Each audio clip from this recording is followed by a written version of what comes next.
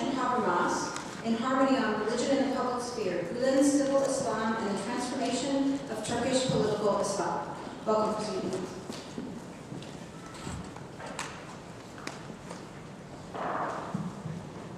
Thank you. Good afternoon.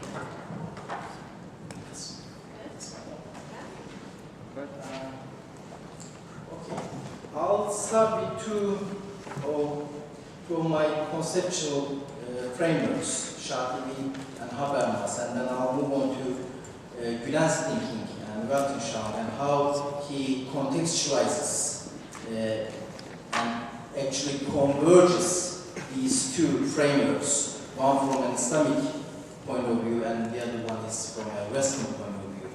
And then if I have time, I'll try to see and to what extent Gülen's Weltanschauung has been influential in the transformation of Turkish Islamism towards post-Islamism, even to non-Islamism.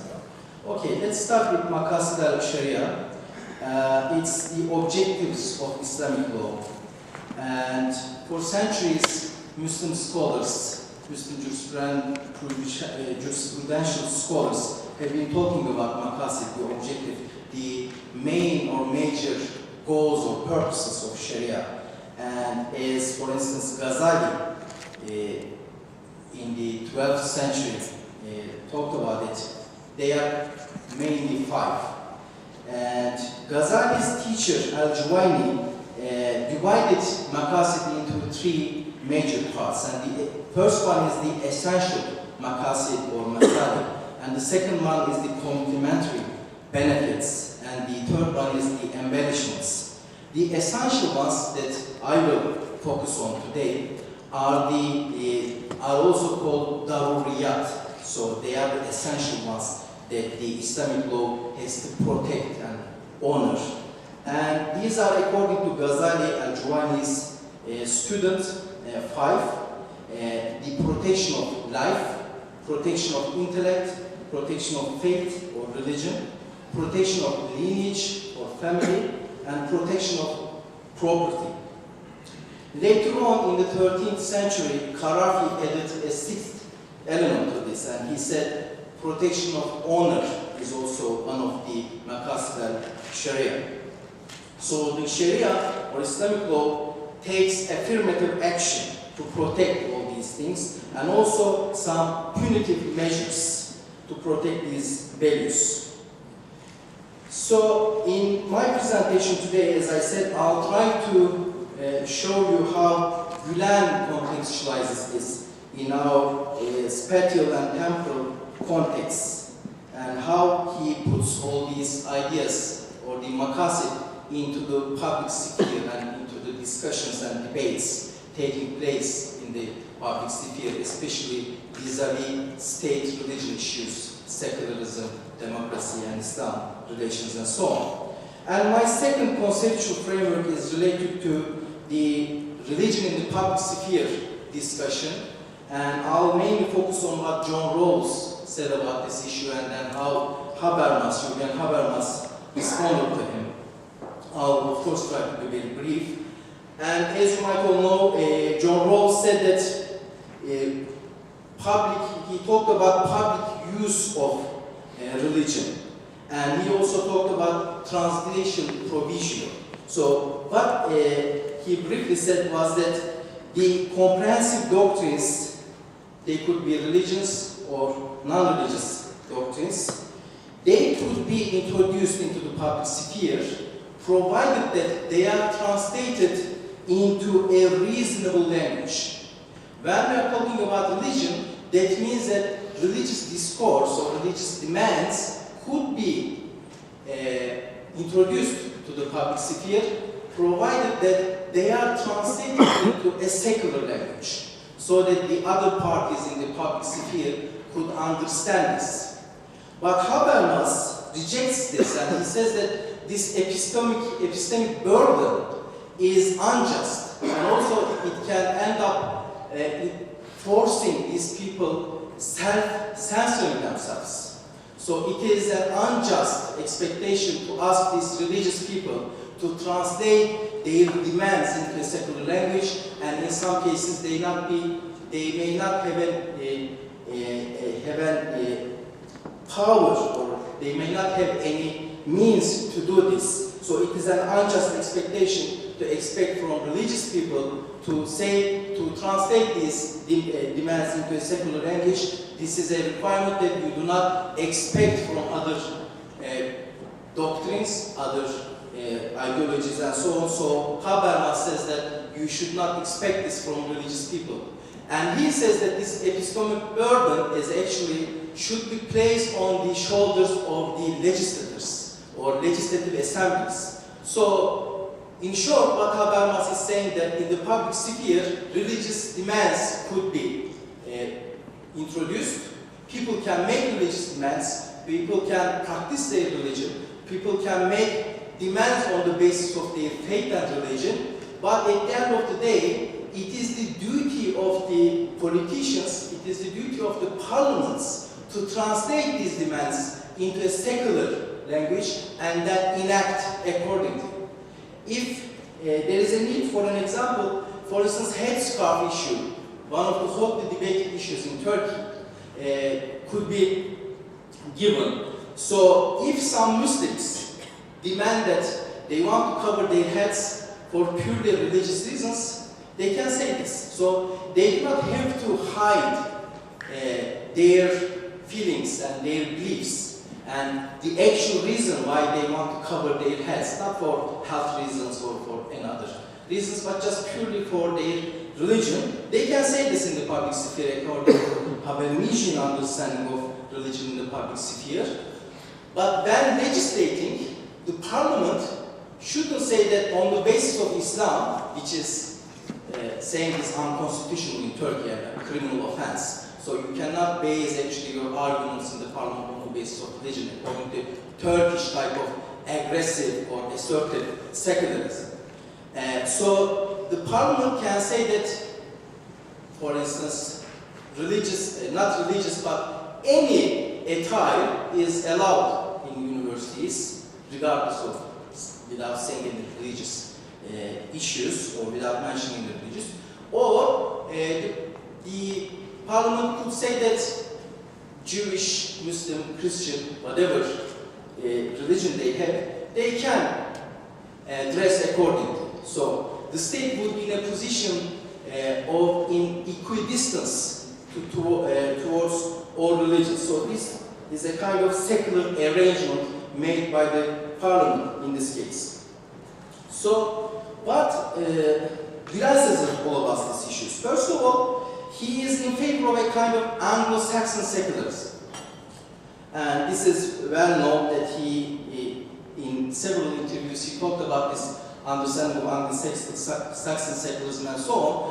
What is important here is that Gülay doesn't essentialize secularism. Neither he essentializes religion either. So he is opposing the ideologization of religion, he is opposing the instrumental use of religion in the public sphere for the political purposes, but he is also, as I said, against the essentialization of secularism. So he doesn't take secularism as a kind of ideology. Several Islamists all over the world have perceived secularism as a kind of ideology that is against public practice of Islam. And of course, if you look at the Turkish example, that was the case. But that doesn't mean that in every context that we are talking about secularism has been against the public practice of religion. And when we look at the Anglo-Saxon experiences, it is crystal clear that public practice of religion has not been banned by the state. And so, if you remember what Alfred Stepan, for instance, talked about twin tolerations. So that, and this is reflected in Gülay's thinking as well. So the state will not enforce any religion, but also, as it is expressed in the Second Amendment, but the state also will not ban any practice of religion in the public sphere. So Gülay says that as long as secularism is understood as a kind of political arrangement that arranges the relationship between religion and the state, he doesn't oppose it. And he says that if there is such an arrangement, there is no need for an Islamic state. He says that in a liberal democratic setting, one can live his religion without any hindrance, and in such a setting, there is no requirement to establish an Islamic state. And actually, if we remember what Shafi'i said, as long as life is protected, intellect is protected, religion is protected, family and property are protected, then you have a kind of so-called Islamic setting anyway. And it is important that we now understand this not just for Muslims, but for everybody. So in his understanding, not only Muslims should benefit from Maqasid al-Sharia, but other religious people as well, Christians, Jews, and so on. And he gives examples from the Ottoman, Seljuk, Middle System, and so on, even though in a historical context these experiences have some deficiencies and so on, but Gülen says that this could be applied in the 21st century. So by having everybody as equal citizens, you can actually allow people, when I say you can, the state can allow everybody to practice their religion. And one of the issues that is discussed in this context is the issue of irtidat, apostasy. So what does Islam say about this?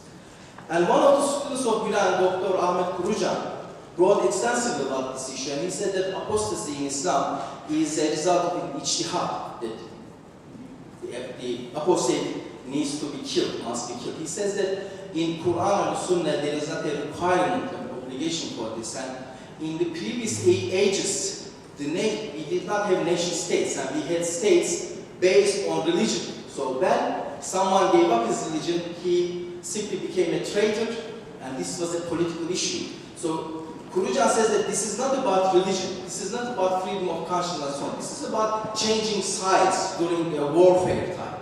So he says that because now we live in a time of nation states, it is futile to talk about changing your religion means that you are changing your side. And given the fact that there are millions of Muslim minorities living in the West and living comfortably, and compared to Turkish experience and so on, they are actually living their religion, practicing their religion much more comfortably in these environments. It is futile to talk about that when you change your religion, you are simply becoming a traitor and so on. So he says that one can change this ijtihad, because ijtihad is at the end of the day a man-made law, which is secular in a sense. So man-made law can be changed by other men as well. So this is with regards to freedom of religion in Islam. So when we look at Maqasid, we see that in Gülen's understanding and his students' Kurucan understanding, Islam does not oppose freedom of conscience and freedom of religion, and actually it encourages its free practice. And if you remember what Habermas was criticized most about his concept of deliberative democracy, one of the issues raised against him was that his utopian understanding of deliberative democracy is not perfect, because actually in the public sphere you cannot have equal opportunities for every voice or every idea. And if you remember Gramsci, his understanding of hegemony discourse, Althusser and Chomsky, manufacturing concept, and you have this morning John Wall talked about these organic intellectuals and use of media, school, church, religion, and so on to simply manufacture the consent. So in this environment, it is of course a little bit optimistic to expect that everybody within the public sphere would have equal chance to voice their religion, their ideas. And if you are talking about religion in this context, it is actually a little bit optimistic, as I said, to expect that every religion would have a kind of equal share in the public sphere. So in this regard, what Kurucan says, that, and I find it very encouraging, and it is actually a new ijtihad, he says that a state, it could be an Islamic state or a secular state, it doesn't matter. He says that to foster freedom of conscience, to foster this Shatibian understanding of protection of religion, he says that the state actually should positively discriminate against these weaker voices. And this is the understanding of Shatibi'in contextualization of freedom of religion in the Turkish context. With regards to, just in a few minutes, I'll try to talk about how this thinking has been influential in the transformation of Turkish Islamism. As you might all know, Gülen movement or Hizmet movement has been very influential in Turkey. They have thousands of schools, colleges, high schools, and several universities in Turkey, and also all over the world, in more than 120 countries. The largest daily in terms of circulation, Zaman, belongs to the movement in Turkey. One of the influential TV stations also belongs to the movement. And also Avant platform, for the first time in the Turkish modern history, brought together several intellectuals from different walks of life in Turkey, which has been intellectually very inspiring and influential. And many founders of the today's Justice and Development Party attended, before they established this party, when they were Islamists, the meetings of these Avant platform meetings, and also they sent their children to Gülen schools in Turkey, and there was a kind of an interaction between Gülen's Weltanschauung and Islamist understanding or Islamic ideas, and also Gülen movement is very influential with regards to the Anatolian new bourgeoisie in Turkey, which is a kind of a counter-hegemonic power in Turkey now, rising against the Kemerlist establishment in Turkey that wanted to establish a kind of last people in Turkey, similar to the white Anglo-Saxon Protestant. The Kemerists in Turkey tried to create a last persona, which is laik, Atatürkist, Sunni and Turk. So if you were a Kurd, or a non-Sunni, Alevi, Orthodox Sunni and so on, or a practicing Muslim, or a leftist, non-Atatürkist, non-Kemalist, then you would be classified as a second-class person. Not legally, but in the public life, there would always be certain glass ceilings, you would always be discriminated against, and so on by the state, so you would be deprived of certain rights in society. So now, this new bourgeoisie, new intellectuals, new elites and so on, they've been under the influence of Gülen's thinking, in addition to other Islamist intellectuals thinking as well. So these ideas have been influential in the transformation of Justice and Development Party as well. Thank you.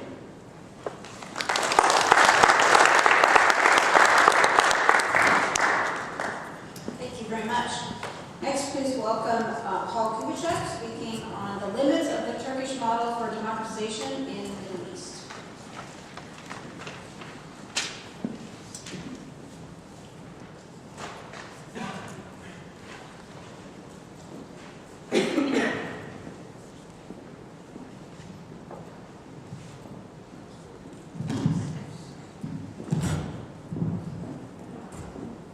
Can everybody hear me? All right, great, thank you. As already been suggested this morning, there's been a lot of discussion about Turkey as a potential political, economic, and social model. And arguably, this discourse, if you will, has gained even more currency in the aftermath of the Arab Spring. And it's not hard to find various actors who have advocated for Turkey as a possible model for other countries. Here's a quotation from President Obama that Turkey is a democracy and it's a Muslim-majority country and it's important for other countries in the region.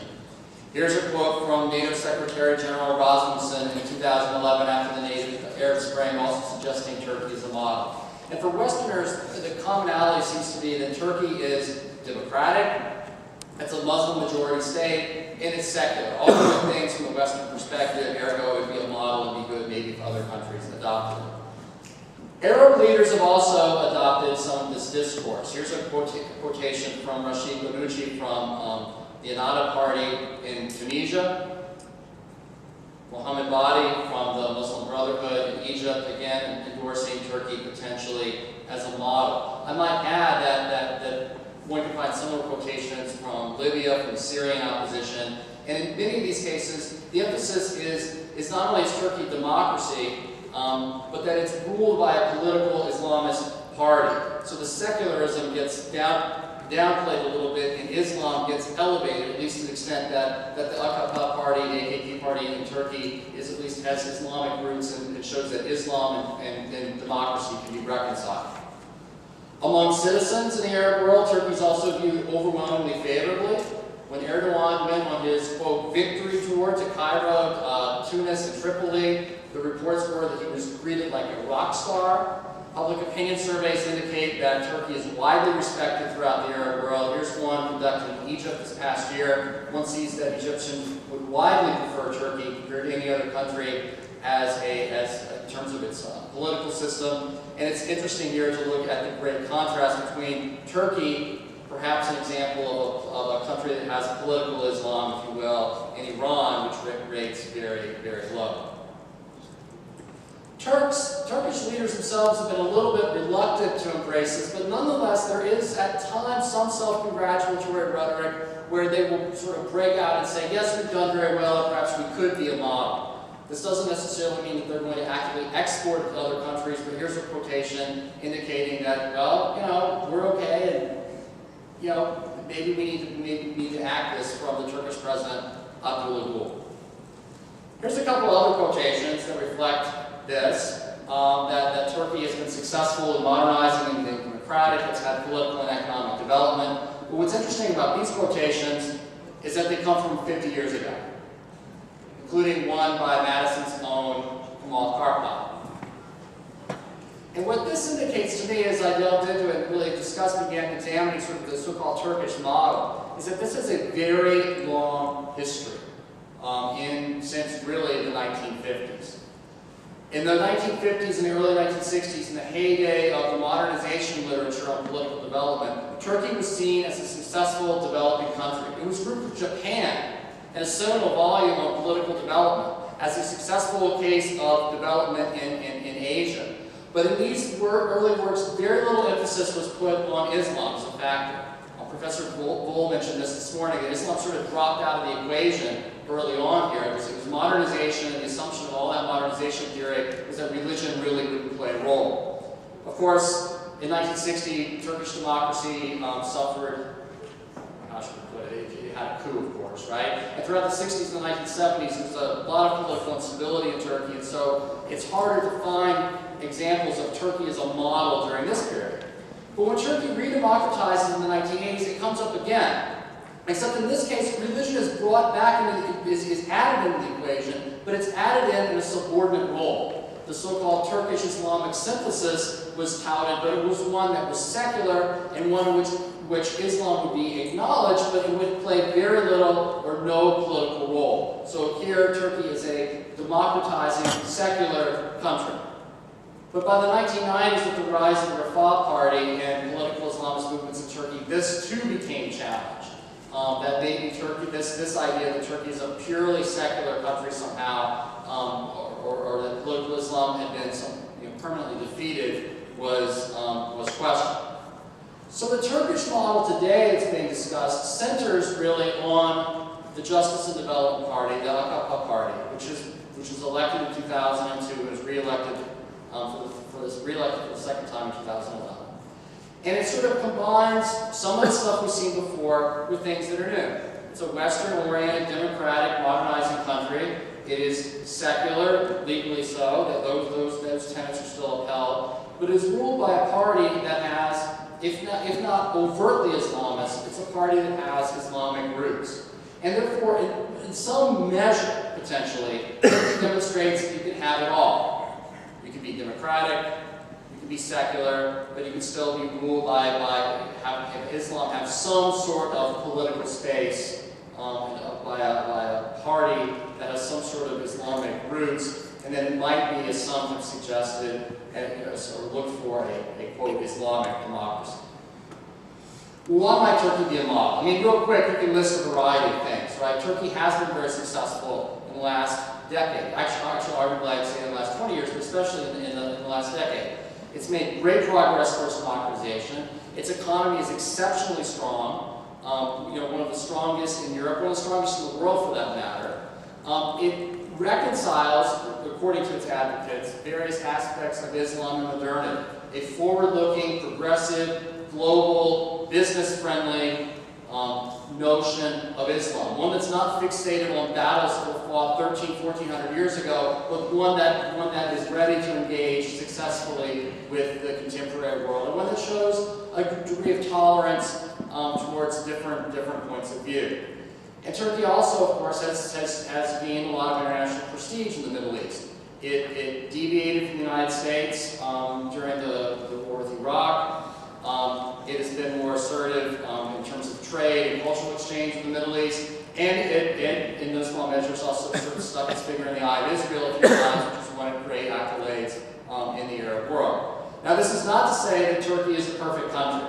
There are problems with Turkish democracy. Some of these arguably are getting worse. The journalists in prison, the unresolved Kurdish issues, et cetera, et cetera. I acknowledge that in my paper, but for the sake of argument, let's assume that Turkey does represent a potential model, or at least something better than what Arab states have had heretofore. The question then is, can Arab states really learn from, adapt, adopt, borrow the Turkish model? Well, I would be cautious about this. Maybe some can. If pressed, I would say Tunisia has a pretty good shot at it. The others, I'm more skeptical about. And I think a lot of this rests on the fact that Turkey has a lot of unique features that one does not see, at least yet, in the broader Middle East. It was never colonized, which allowed it to pursue its own course of westernization. It doesn't have a lot of anti-Western baggage that other countries may have. In fact, of course, Ataturk set Turkey very much on a westernizing course nearly a century ago.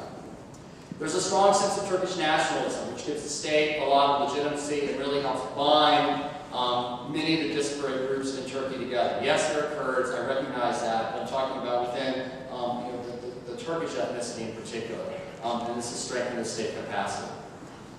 It has a much longer history of democratic development. It's had its ups and downs, to be sure.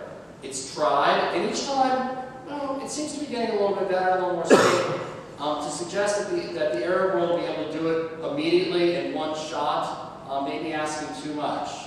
They may have to suffer through some of the things that Turkey has done over the years before they have a successful consolidated democracy.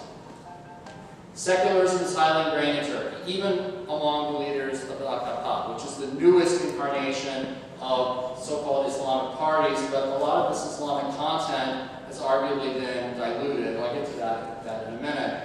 But the AKP party upholds secularism as a prerequisite of democracy, and it is far less Islamic, if you will, than previous Islamic parties in the 70s or 1980s. And of course, there's the role of the European Union. Arguably, EU conditionality played a big role in helping foster Turkish democratization or give it a jump start in the early 2000s. That has slowed down a bit in recent years.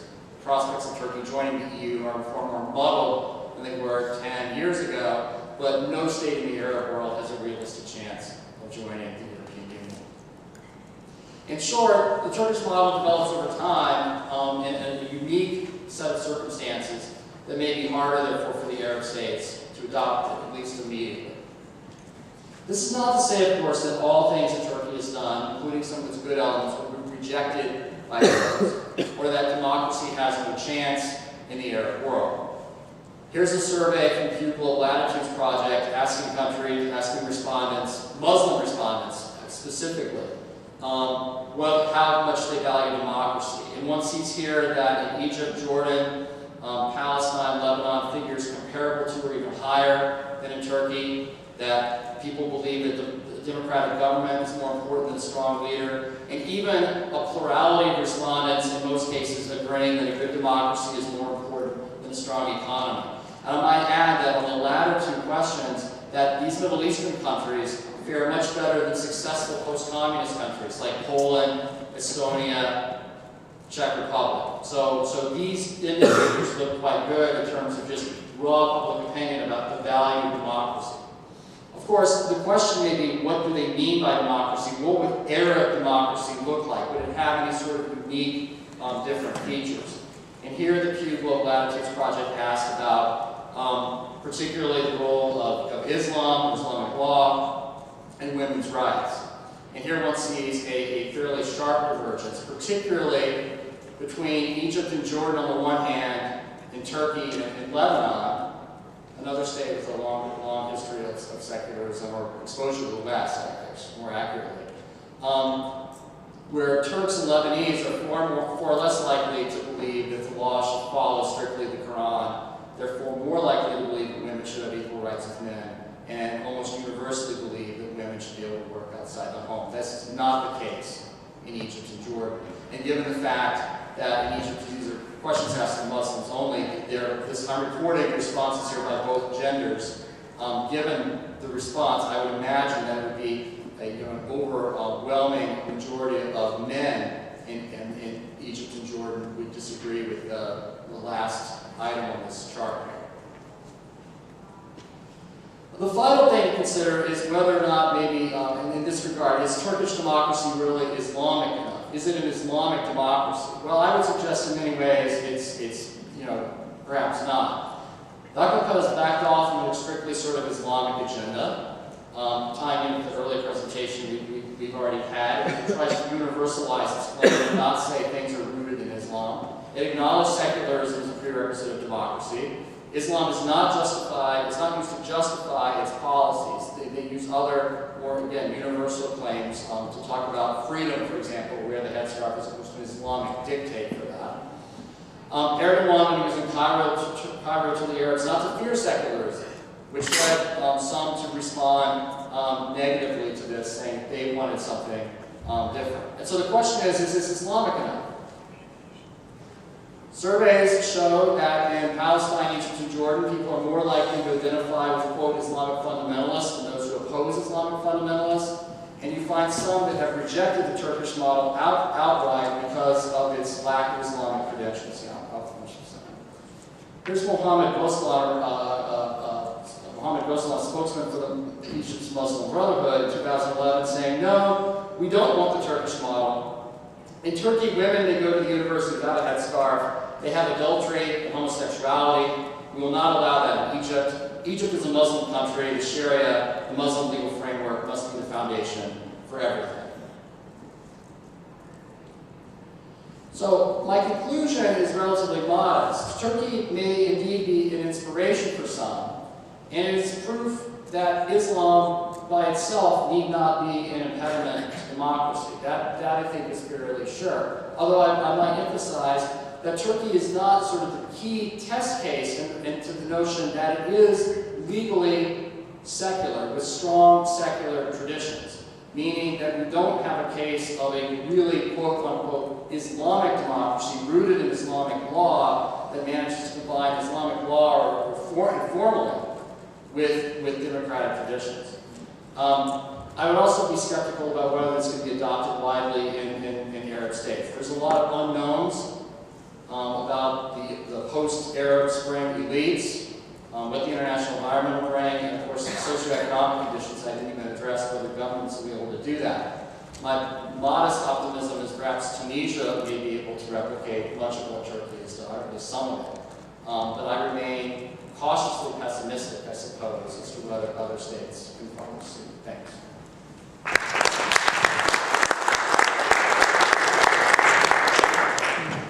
Thank you very much. We turn now to Islam, democratic consolidation, and the Christian minority in Turkey, by Ramazan, Kilinc.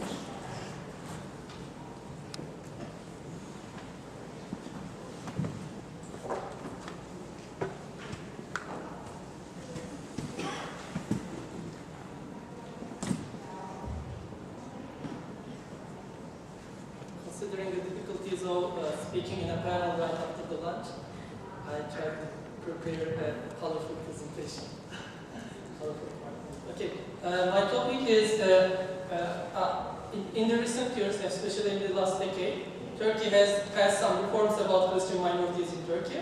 This, of course, doesn't mean that there is a rosy picture. There are still some problems, but when you look at relatively, you see a big progress in Turkey toward religious minorities, especially Christians, non-Muslim religious minorities. So in today's talk, I will try to answer why did that happen. So of course there was a larger democratization in Turkey which limited the role of the military and increase the political space in favor of the politicians. But in this paper, I am trying to look at its impact on religious minorities, especially the Christian minority, and try to understand the reasons behind that. But before answering that question, let me give you a little background on Christian minority in Turkey. As compared to other Middle Eastern countries, Turkey's Christian minority is really minority. The total number of Christian population in Turkey is less than 1% of the population.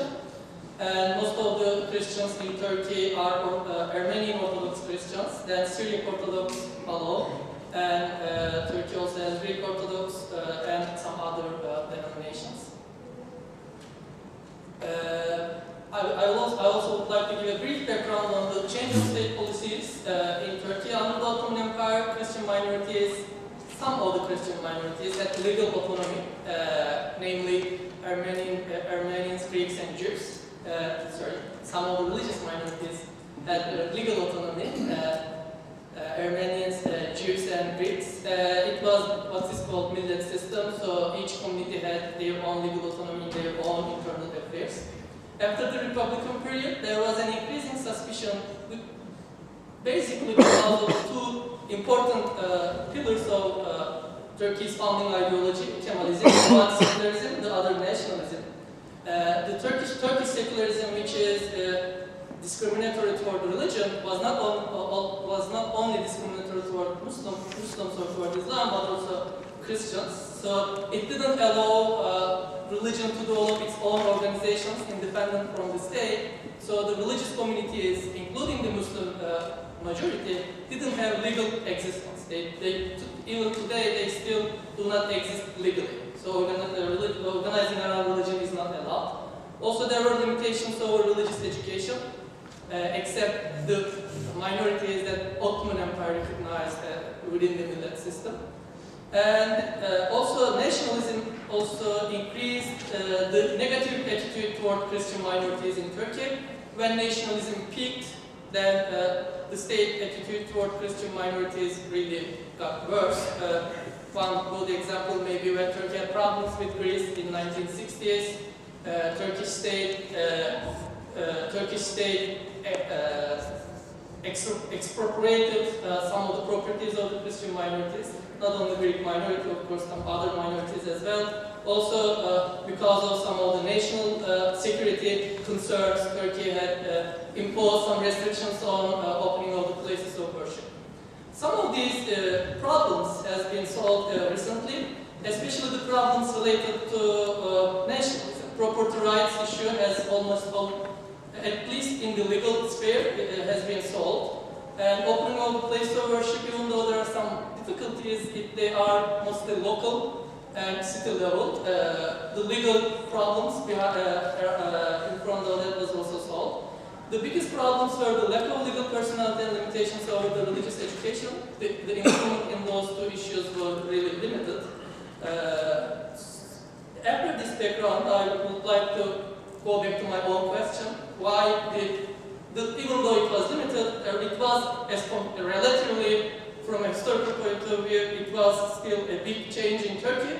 I asked the reasons behind that. One important explanation in the literature, not exactly about Turkey, is modernization or secularization theory. According to this explanation, technological improvements, industrialization, urbanization, in other words, modernization, actually transforms social structures and create more room for liberties. One reason for that is separation of the division of labor between state and religious groups. So state takes over the roles that religion, especially majority religion, had done before. So it gives more freedom, more room for minorities. But when we look at the Turkish case, this theory does not, this explanation cannot help us at all, because the most significant radical modernizations happened in 1920s and 30s, but the position of Christians did not get better. It actually got worse. And in 1950s and 1980s, Turkey also had really significant modernization, industrialization, and it didn't translate into reform towards Christian minorities. Only in 2000s, again, this theory can help a little bit because in 2000s, at least for the modernization part or industrialization part, in 2000s there were reforms, but it was the time when the majority religion, if you will, or Islamic-oriented people had become more influential. So it works against what the explanation suggests us. Okay, and also there is a quotation which I found. Bishop Louis Paletra is the leader of Catholics in Istanbul. He spoke to an Italian journalist and he was asked a question about the impact of rising Muslim groups in Turkey on the Christian minority and whether he was concerned or not. The question was about it, and he said it is because of Turkish secularism and not Islam that the church cannot exist officially. So again, the perception of the Christian minorities also confirms this explanation. The second more famous explanation, especially about not only about Turkey but about the Christian minorities in the Muslim world, brings religion at the center.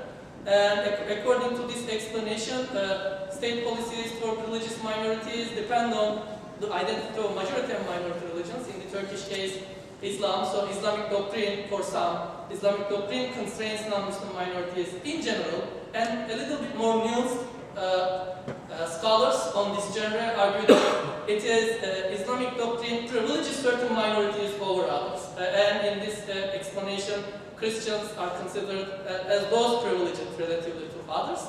But in the Turkish case, first of all, the explanation itself is problematic because there are really different, diverse interpretations on both of them. Second, also when you look at the Muslim world, you see, again, on the empirical plane, you see a large diversity. For example, Senegal and Bangladesh are more liberal than Saudi Arabia and Iran. You can see different variations in the Muslim world. Also, if you come back to Turkey, first of all, Turkey implements secular law. And second, reforms implemented recently, even though the identities of the majority or minority religion has not changed, it was stable. So for those reasons, it is also less helpful. The third explanation, ideology.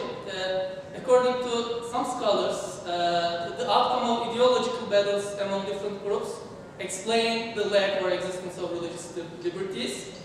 According to this explanation, religious freedom limitations are the outcome if there is an anti-clerical or theocratic, or in other words, if there are exclusionary ideologies dominating a country, and there are more religious freedoms if there are tolerant or more inclusive ideologies are dominant in a country.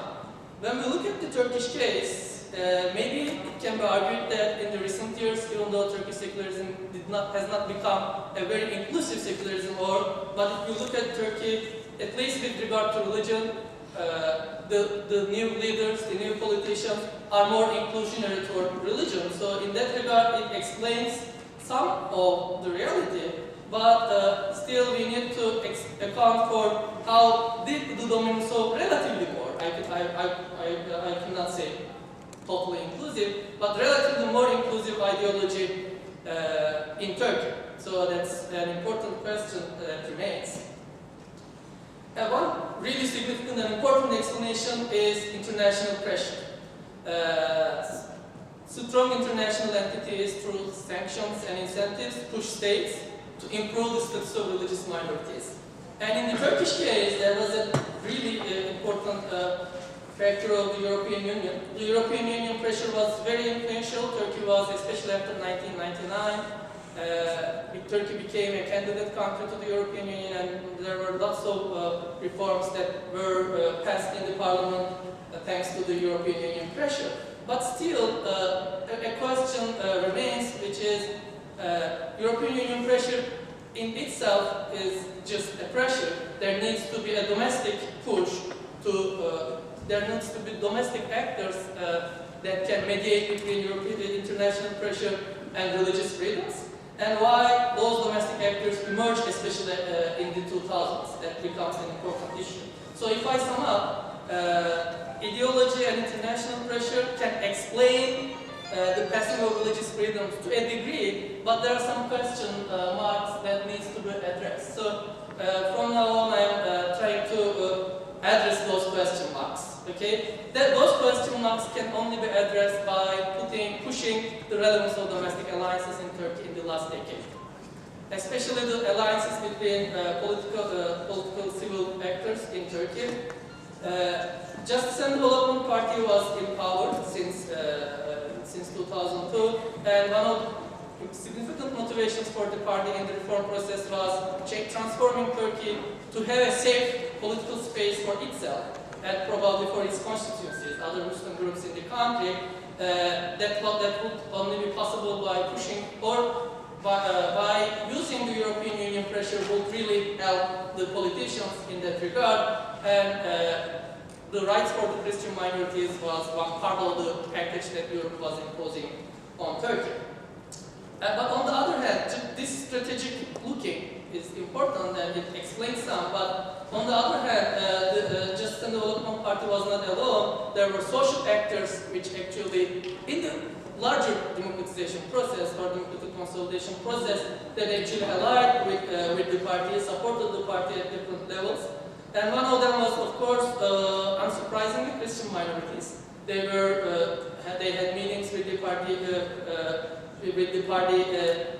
leaders, and also they were aware of international pressure. So they had some meetings with the European representatives as well. There was a picture in the previous slide. The Greek Orthodox Patriarch Bartholomew in Turkey meeting with the European Commission President, Jose Barroso.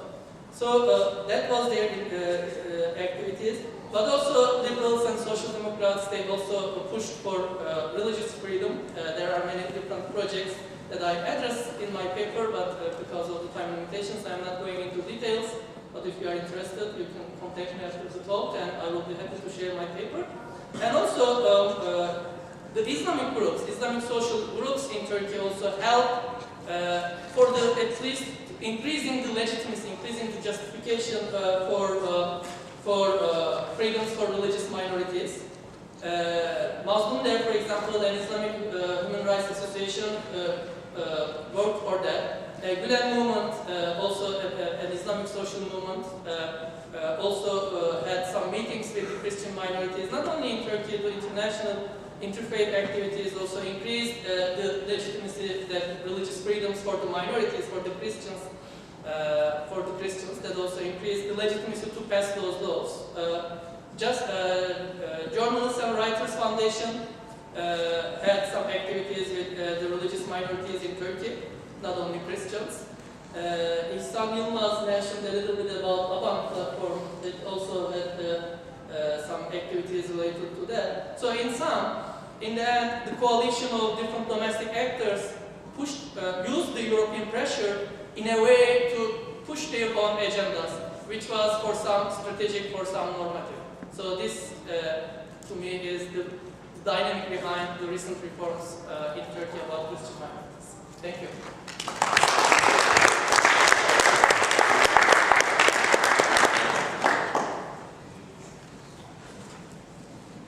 Thank you very much. And last but certainly not least, Pinar Kemerli, presenting on refusing to become pious soldiers, Islamist conscientious objection in Turkey.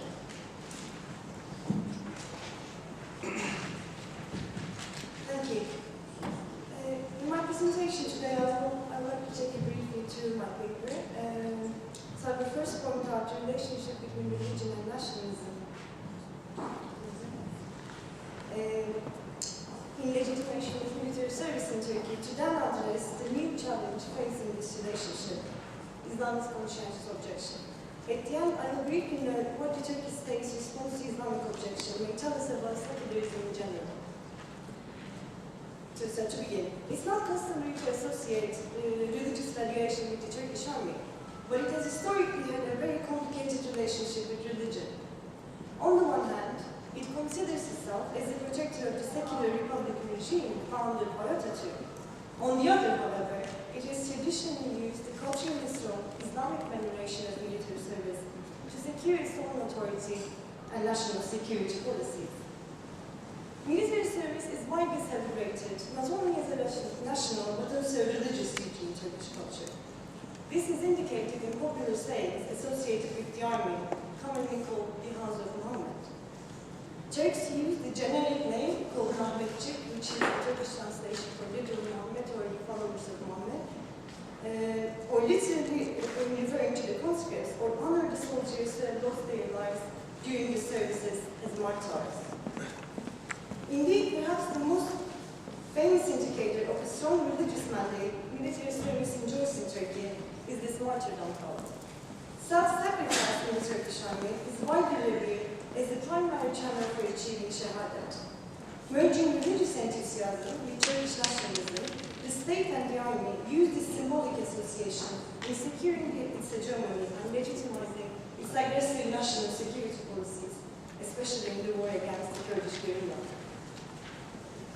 In the paper, I recount the complicated relationship between religion and nationalism in Turkey by focusing particularly in the historical period following the 1980s coup.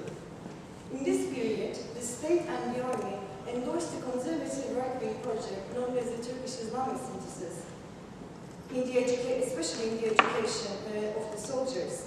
I discuss especially in the paper the pedagogical activities directed against the conscripts and show how Islamic nuanced ideals of citizenship and martyrdom were cultivated through military education. Today, however, I would like to focus not on the details of this process, but rather on an emergent form of resistance to it, Islam's conscientious objection, which reclaims Islam from state control and offers a radically different interpretation of it. Military service has been compulsory in Turkey since 1927, and conscientious objection is not allowed. While there has been a secular anti-militarist movement since the early 1990s, it was only in 2007 that an Islamic objection emerged. Turkey's first Muslim CEO was Emre Aydemir, who, like other CEOs in Turkey, was jailed and reportedly tortured because of his refusal to serve. Following his refusal, other Muslim CEOs and anti-militarist activists emerged. Based on my interviews with them, I would now like to draw your attention to the main characteristics of this new form of Islamic resistance. Muslim CEOs ground their refusal primarily on the scripture and offer alternative interpretation of Islamic doctrines that are frequently used to justify military service in Turkey. In making their arguments, they use themes from Islamic and Ottoman history, literary productions, and the teachings of a particular intellectual or tariqa. They also borrow from international political ideologies, especially Marxism and anarchism. One of the most striking characteristics of conscientious objection and the religiosity that it reflects is its radical anti-authoritarianism. Muslim CEOs locate refusal of all authority other than God at the heart of their Islamism, which they describe as total surrender to God. Aydemir, for instance, criticizes the ideologically biased translation of the Tawhid in Turkey as there is no God other than Allah, and he retranslates it as I refuse all gods other than Allah.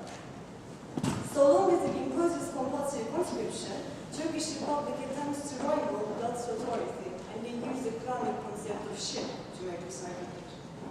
In complete reversal of culturally predominant conception of military service as an Islamic duty, Muslim CEOs claim that the real Islamic duty is to refuse to partake in a military institution that rivals God's sovereignty over life and death. This is already a very controversial argument to make in a nation that calls its army the House of Muhammad. But Muslim CEOs go further. Chiding the religious veneration of military service, a 28-year-old Muslim CEO, Muhammad Sardar Denici, for instance, describes the army as a morally degenerate institution that puts Islamic faith in danger. Serving in the Turkish army, Denici argues, is serving the power of evil and God. Aydemir, on the other hand, defines conscription as a modern Janissary inquisition.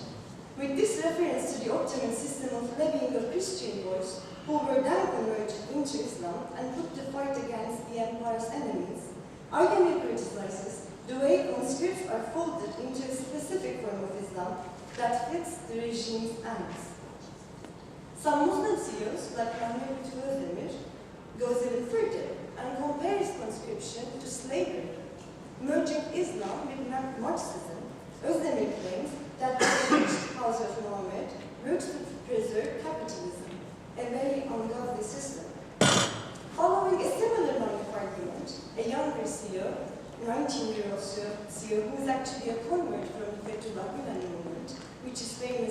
highly nationalistic interpretation of Islam links an openly anarchist stance with a critique of militaristic nationalism. He argues that the dominant understanding of Islam that supports nationalism and militaristic values anesthetizes Muslims to their real Islamic duties. Indeed, Muslims use critique of the nationalist underpinnings of Islam in Turkey and Islamism of nationalism is very important.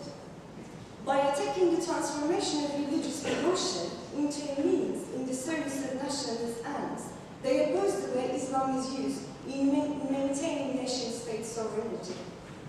In making this point, they also draw upon transnational Islamic discourses about the Ummah, but they do not do so in order to valorize international activism, but rather to criticize the failure of shared religious identity in overcoming ethnic differences in the Turkish-Kurdish conflict.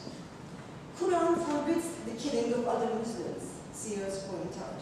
So how could martyrdom be celebrated in the Turkish army? Belici argues, and I quote, "The Kurd over there is a Muslim, and so am I. He shouts at me the battle cry invoking God's name. It is forbidden, haram, to shed the blood of another Muslim in the Quran. How could one talk about martyrdom than committing haram activity?" End of quote. But the critiques of Muslim seers understandably ask, what about killing non-Muslims? Will Muslim seers fight for a Muslim army? The thorniest issue Islamist conscientious objection raises is the apparent incompatibility of this political resistance with Islamic legitimization of warfare and martyrdom.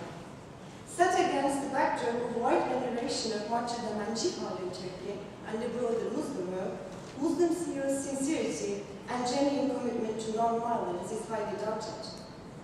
Muslim seers acknowledge this tension and attempt to overcome it through a variety of strategies.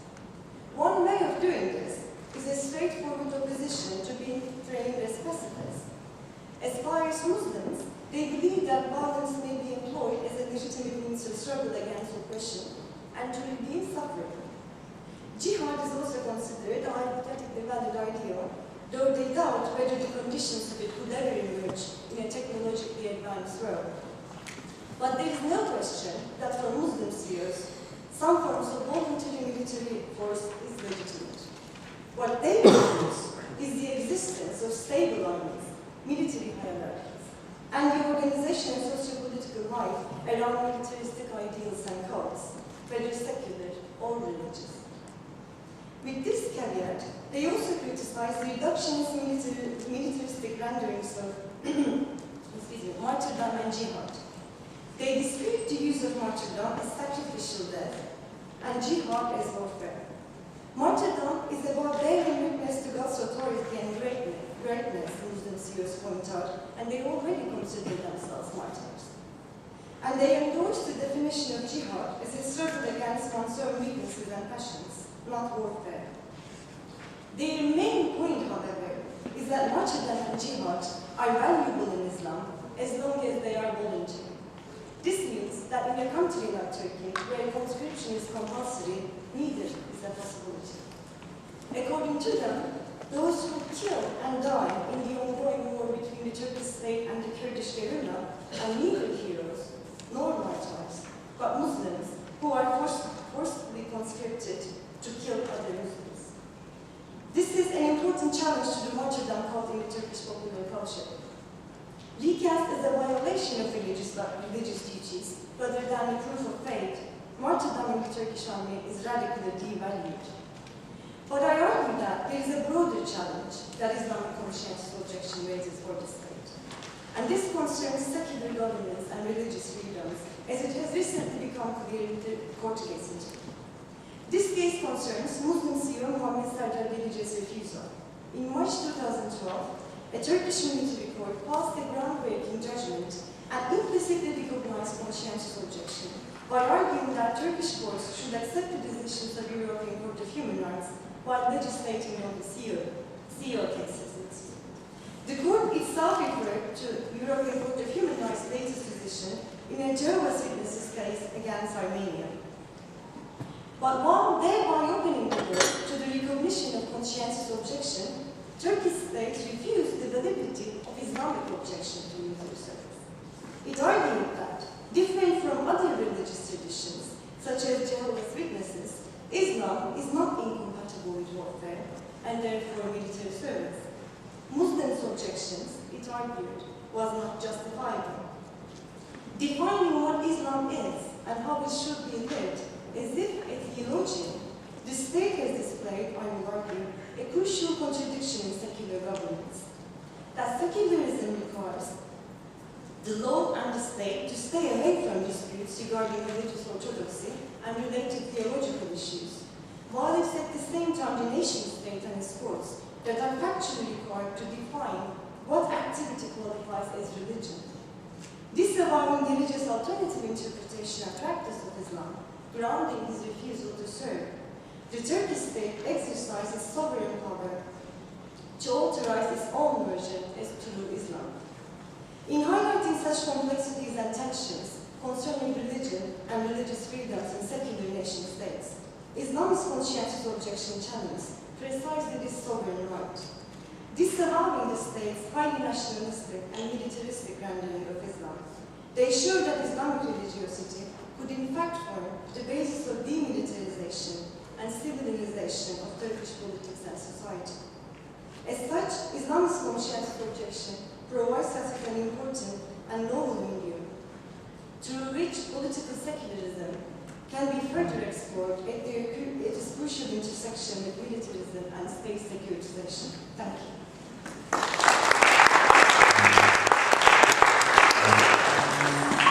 Thank you very much to everyone. We now have almost a full half an hour for question discussion. So the way we're doing this with microphones, I think you can hand this down to that one. So this will get us around.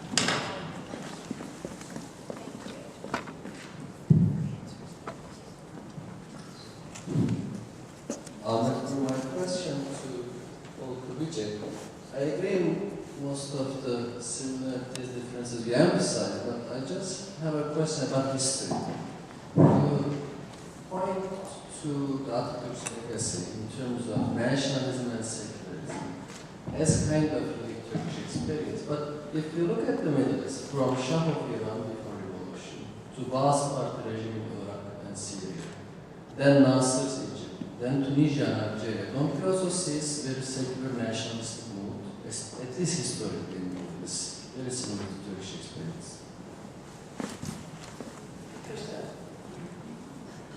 You can keep that. We'll keep that still. You want to take that one question? Okay, let's take that one. Go ahead. Thank you. My name is Ihsan. I'm from Russia.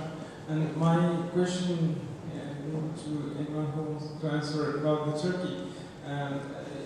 I think that democratization of Turkey may lead to Islamization.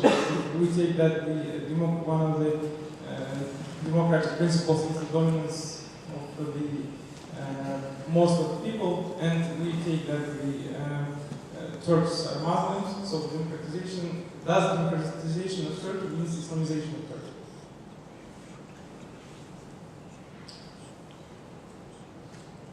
We'll take those two. Maybe it'll spark some more ideas and questions as we go. Go ahead. Anyone would like to answer? I'll answer Ahmed's question first. Yeah, there have been efforts to promote secularism and nationalism in the Arab world or the broader Middle East. I guess my answer would be, how successful has it been? I mean, classic comparisons between Ataturk and Reza Shah in Iran. Ataturk, I mean, there was long-lasting, deep, forceful secularization that I would submit from the survey evidence even as lasting, really trickled down into Turkish society.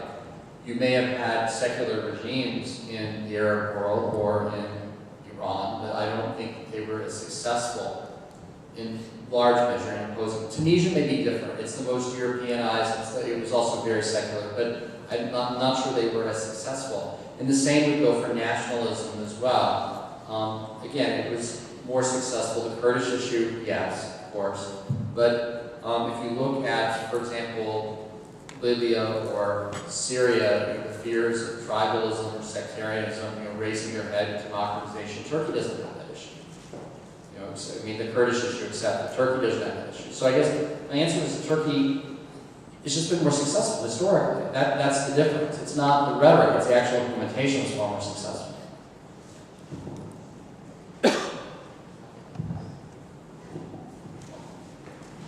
Okay, I couldn't understand exactly your point, but I think if it is like there is a Muslim, the Turkey is 99% Muslim, so when it becomes democracy, the leaders should take into the consideration of people's religious needs and so forth. Do you mean like that? I think, but that's true, but it is not necessarily Islamization. It is just maybe end of maybe more room for religious groups to act within the sphere provided by the state. But of course, it also maybe what it also depends on what you mean by Islamization. But we can, I think we can safely say that as the democratic space increases in Turkey, Islamic activism might increase, but it doesn't necessarily lead to like Islamization in the meaning of taking over the state, getting all the institutions and ending democracy. If you mean by that by Islamization, I don't see that threat, but if you mean by a state being more open to the needs of the people, or to express, people feel themselves more to express their own identities, I think that's cool. If I may, I think what we're seeing in Turkey, perhaps, this is very often common. I think we're seeing movement away from the sort of French laissez-faire secular model where religion is sort of excluded into an Anglo-Saxon, American type public. There is a space for religion, but it has to be sort of ecumenical, equal opportunity, respect for religion, but religion isn't, it's not promoted, but it's not repressed. And so, the discourse is, it's about choice for the headscarf issue. It's not about mandating it one way or the other. It's about choice, so that you can wear it if you want or not, as opposed to the Iranian case where you have to, or the French case where you can't. So I think that's where the movement to date has largely come. I also want to respond to the second question. Actually, it is a myth that secularism is a requirement for democracy. And actually, the history was rewritten by the secularist powers or secularist ideology in the West. And when we closely look at the Western experiences with regards to secularism, we see that Western European societies first of all democratized their polities and then they secularized. But unfortunately, in the third world, it is propagated that first you need to have a secular system, then democracy will follow. But when we look at the Soviet experience and several other experiences, Eastern experiences and so on, we see that secularism in most cases was not followed by democracy, but tyranny and so on. And Turkish case is another example. So actually what we must focus on is the freedom of religion. And we see that without even secularism you can have freedom of religion. Actually, in a proper, strict sense of the term, several Western European countries are not secular societies. The Queen is head of the Anglican Church, and in Spain there is a different arrangement. In the Scandinavian countries we have all sorts of different arrangements, and in strict French laissez terms, these are not actually secular countries, but nobody can say that these are not democratic countries, or different religions are discriminated against. They are not. So actually the focus must be on freedom of religion rather than just talking about secularism. I insist on this explanation because in countries such as Turkey, it is always propagated by the secularist elite that if secularism goes, or secularist, assertive secularist understanding goes, then democracy will decline and Islamization will occur and Islam will come back and a kind of Islamist theocracy will be established and so on. And it is also another myth that actually before the secularization of Western societies, all individuals in Western societies were religious people, pious, practicing Christians and so on. That's not the case. Then, as Jose Casanova puts it very strongly, there is not any empirical evidence showing that before secularization and so on, before the Renaissance, Enlightenment and so on, the Western societies were much more religious. So it appears that even secularism goes, we never know that societies will be much more religious. All right, I think we've got some more ideas out there, so go ahead, follow where we see the hands. There you go. My question is to Kemerli. It's a very interesting research. A couple of questions. How widespread is this conscience rejection based on an Islamic argument? Is this just a few individuals here and there trying to make a case, or is there a social basis for that? Another question is, when there is a mandatory military service, conscription, although there is a huge portion of society which seems to be enthusiastic about serving the military, then there will always be those who will not really want to do the service or just do it because this is mandatory, or there is no safety. So how do you distinguish the justification based on Islam used as an excuse rather than an authentic argument based on religious ideas? So, or based during your research, is it really possible to make that distinction? Let's take a bunch of questions and then just keep a note of the ones directed at you. Irvin in the third row. Okay, so with all due respect to the panel, my question is whether or not we really can introduce Turkey as a model of democracy in the Middle East. Because going back to each individual country within the Middle East, we know that many of those countries are deep down supported by foreign powers, especially the United States. And within the public sphere, there is, as Paul mentioned, this sort of hostility towards at least the government. And going back to the background of the Turkey, where it had come from, and try to be the EU member, and then try to just readjust the society in order to, reestablish itself in terms of gaining this kind of membership. So the question is whether or not it's accurate to presume Turkey as a model, as a democracy model for the Middle Eastern countries. Thank you. My question is for the second speaker, Kubicek.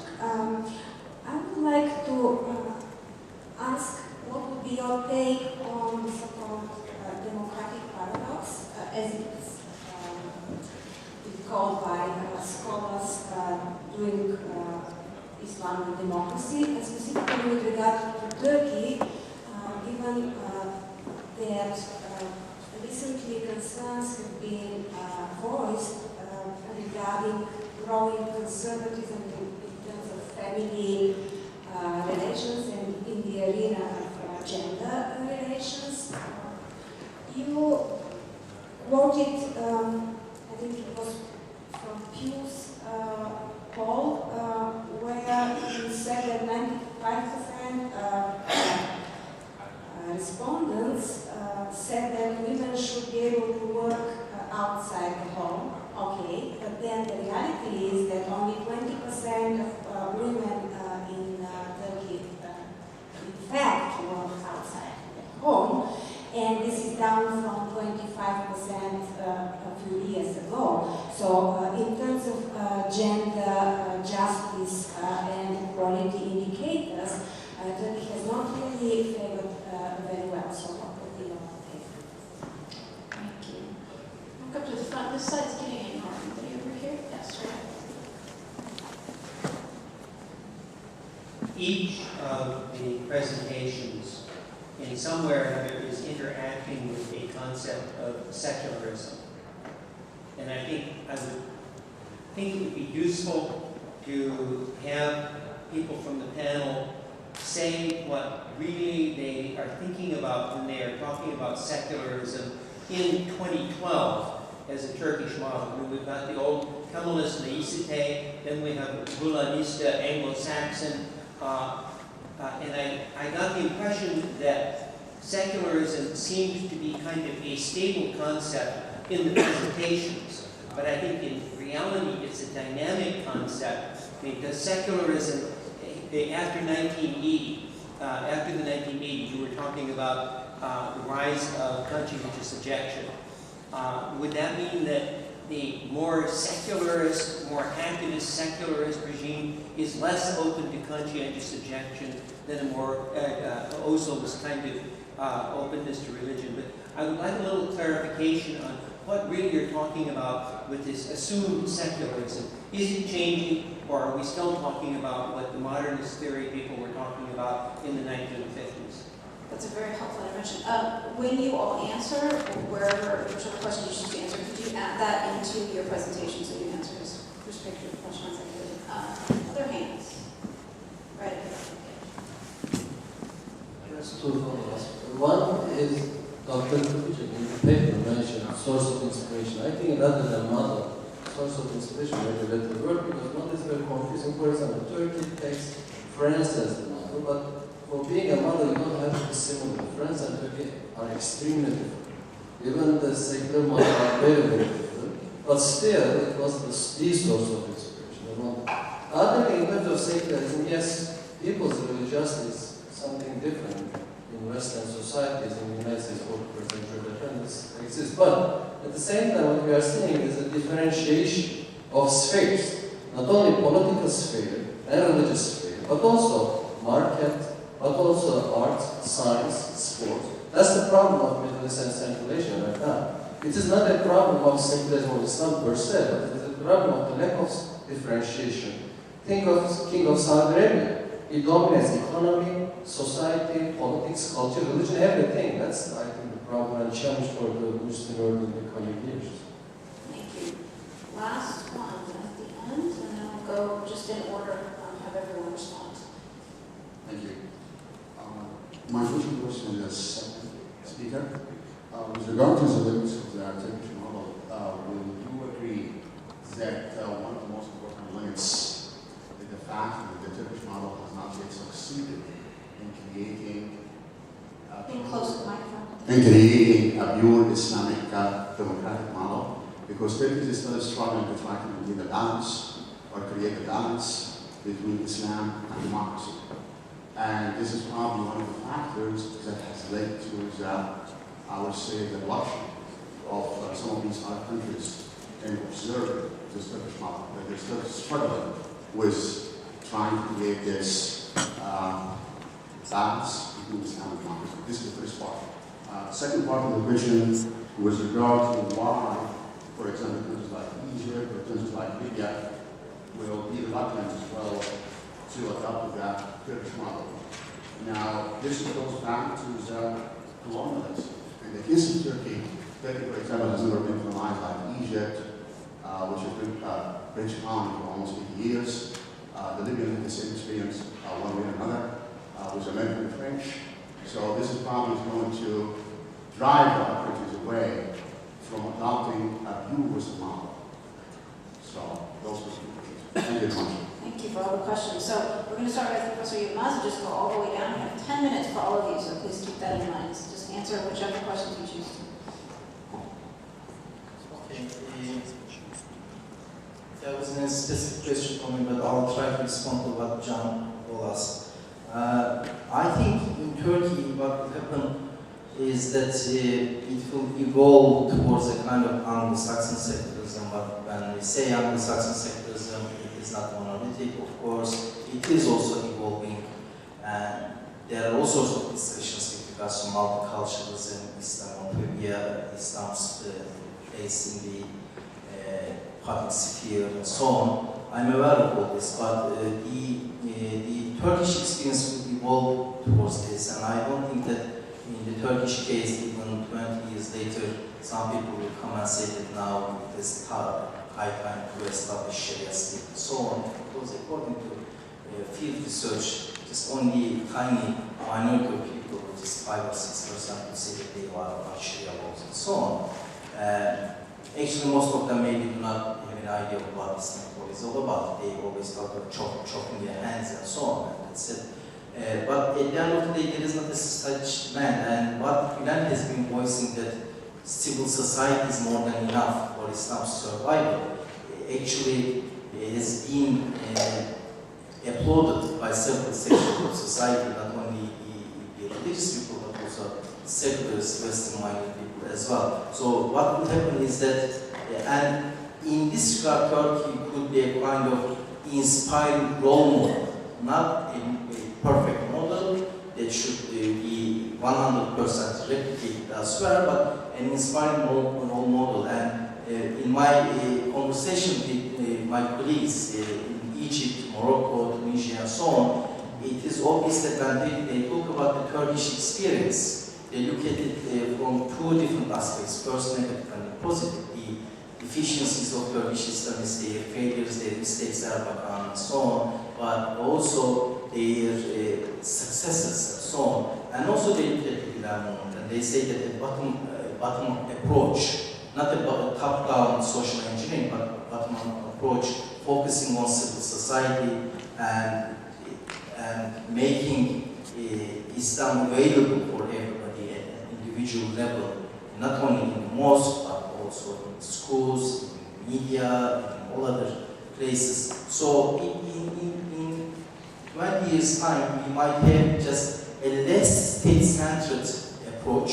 So practicing Muslims in Turkey presumably will simply jettison their approach towards this state worship, state centrism, and Kemalist religiosity, Jacobinist understanding of capturing the state and with a top-down social engineering for transforming the society and so on. So they will jettison this approach and they will be content with a kind of Anglo-Saxon understanding of secularism that allows public practices of religion.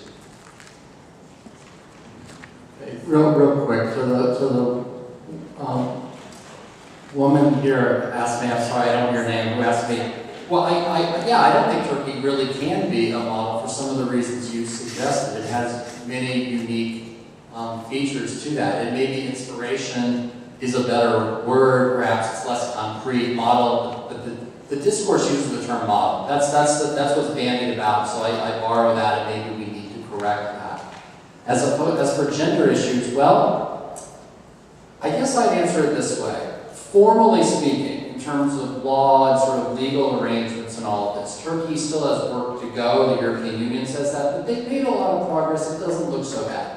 It's the more informal things that aren't so great in Turkey. They rank low on gender, I forget, it's the World Gender Form Index or something like this. They rank roughly the same as Jordan or a little better than Egypt.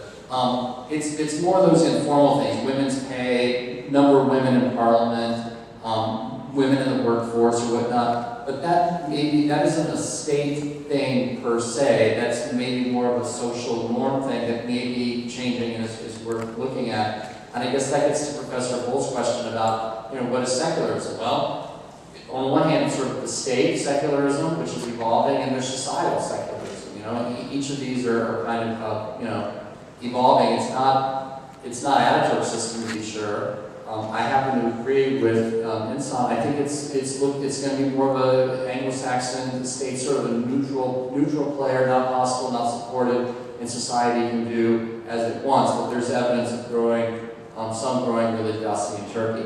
The final point from Mohammed, yes? Let me answer your question this way. Maybe it's slightly provocative. Maybe Ihsan will disagree with me. I recalled a book years ago, I think it was called After Jihad by Noah Feldman, and he talks about Islam and democracy as being, I have to hold this up, as being big concepts, big universalist concepts. And that invariably there should be, and there is, overlap between the two. You can have Islam and being democratic. But there's overlap, they're not the same thing. There's some things of Islam, I don't mean to be insulting him, that aren't going to overlap with democracy. There's some things in Judaism and Catholicism will be ecumenical in my insults that, don't overlap with democracy either, right?